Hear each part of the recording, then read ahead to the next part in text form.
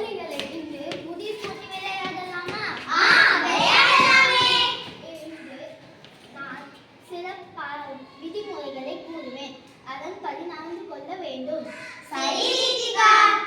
ஒவ்வொருக்கும் ஒரு புதிரை கூறுவேன், அதற்கான விடைகளை அவரவர் கூற வேண்டும். தெரியவில்லை என்றால் தெரிந்தவர் விடை கூறலாம்.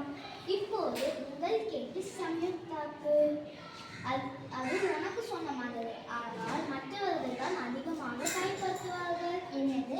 எனக்கு சொந்தமானதை என்னை விட மற்றவர்கள் தான் அதிகம் பயன்படுத்துவார்களா? அப்படி கூட ஏதாவது இருக்குமா? எனக்கு தெரியும்.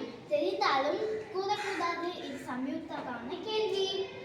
ரீதிகா, நான் கண்டுபிடித்தேன். இதற்கான விடை என்னுடைய பெயர். சரியான பதில். அடுத்த கேள்வியை நான் கேட்கிறேன். இந்த கேள்விக்கான விடையை கூற வேண்டியது ஜனனி. ஒரு பை இருக்கிறது. அந்த பை முழுக்க பொருட்கள் உள்ளன. அந்த பையில் ஒரு பொருளை போட வேண்டும். ஆனால் அந்த பையுடைய இடை கூடக்கூடாது. அது என்ன பொருள்? எனக்கு தெரியும். அதில் ஒரு சின்ன ஓட்டை போட வேண்டும். ஆகா, சரியான விடை கூறிவிட்டார். அடுத்த கேள்வி நான் கேட்கிறேன். உன்னிடம் 250 நாணயங்கள் இருக்கின்றது.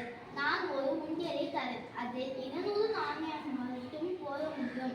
ஒவ்வொன்றாக எத்தனை நாணயத்தை போட முடியும் அந்த உண்டியலில்? எனக்கு தெரியும். அந்த உண்டியலில் ஒரே ஒரு நாணயத்தை போட வேண்டும். ஒரே ஒரு நாணயத்தை போட்டால் உண்டியல் காலியாக இருக்காது. அதனால் ஒரே ஒரு நாணயம் என்பது சரியான பதில். சரியான விடை. அடுத்த கேள்வி நான் கேட்கிறேன். ஒரு மனிதரிடம் ஒரே கேள்வி ஒரே நாளில் திரும்ப திரும்ப பல முறை கேட்கப்படுகிறது. ஒவ்வொரு முறையும் வேறு வேறு பதில்களை கூறினார். அவை அனைத்தும் சரியான பதில்கள். எனக்கு தெரியும், கடிகாரம். ஆகா, அற்புதம், சரியாக குறிவிட்டாயே. வாங்க நண்பர்களே, நம்ம இதை அவன்